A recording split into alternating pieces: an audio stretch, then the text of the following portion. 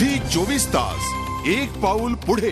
राजकीय नेत्यांच्या भपकेबाज लग्न समारंभ किंवा वाढदिवसावर होणाऱ्या खर्चाची चौकशी केली जावी अशी मागणी पुण्यातील सामान्य नागरिकांनी केली आहे। दुष्काळाची स्थिती आणि नेत्यांची कोट्यवधींची उधळपट्टी यावर सामान्य नागरिकांच्या प्रतिक्रिया जाणून घेतल्या आहेत आमचे प्रतिनिधी नितीन पाटोळे यांनी।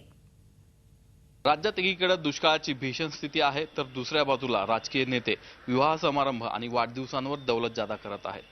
हा दिखाऊपणा आणि लाखोंचा खर्च नागरिकांसाठी केला जातो का की मतदारांना आकर्षित करण्यासाठी हा खर्च केला जातो की राजकीय नेत्यांना स्वतःचा बडेजाव मिरवण्यासाठी हा खर्च हवा असतो? यावर सामान्य नागरिकांना काय वाटतं आपण जाणून घेऊया त्यांच्याकडूनच।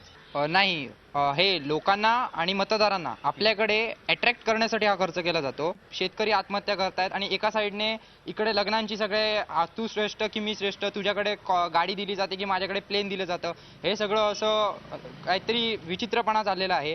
मला असं वाटतं की पक्षाने समज दिली पाहिजे। आपलं किती वर्चस्व आहे हे फक्त दाखवण्यासाठी हा सगळा जाहिराती असतील, होर्डिंग्स असतील वाढदिवसाच्या, हा सगळा खर्च किंवा शाही लग्न समारंभ केला जातो।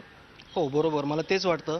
कारण की जर नुसतं एखाद्या लग्न प्रसंगाला लग्न समारंभाला आणि फक्त तुमच्या स्टेजला जर 2 कोटी रुपये खर्च करत असतील एक आमदार किंवा खासदार, तर एवढा पैसा येतो कुठून?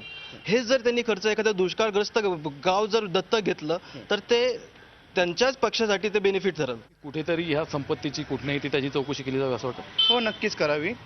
एकीकडे महाराष्ट्र दुष्काळग्रस्त असताना इतर शेतकऱ्यांचे एवढे प्रॉब्लेम्स आहेत किंवा दुष्काळग्रस्त भागातील लोकांचे एवढे प्रॉब्लेम्स आहेत, त्या अशा वेळेस जेव्हा हे मोठे राजकारणी आपलं राजकीय वजन किंवा आपली श्रीमंत दाखवण्यामध्ये मशगूल आहेत, त्यांची खरोखर चौकशी व्हावी असं मला नक्कीच वाटतं। सामान्य जनतेची अशी अपेक्षा दिसते की त्यांच्या त्या राजकीय पक्षांनी या नेत्यांना या प्रकरणाबद्दल समज द्यावी, त्यांच्यावर कारवाई करावी। एवढंच नाही तर हा सर्व पैसा या राजकीय नेत्यांकडे कुठून आला आणि कुठून हा पैसा एवढ्या मोठ्या प्रमाणात खर्च होतोय याची देखील चौकशी केली जावी।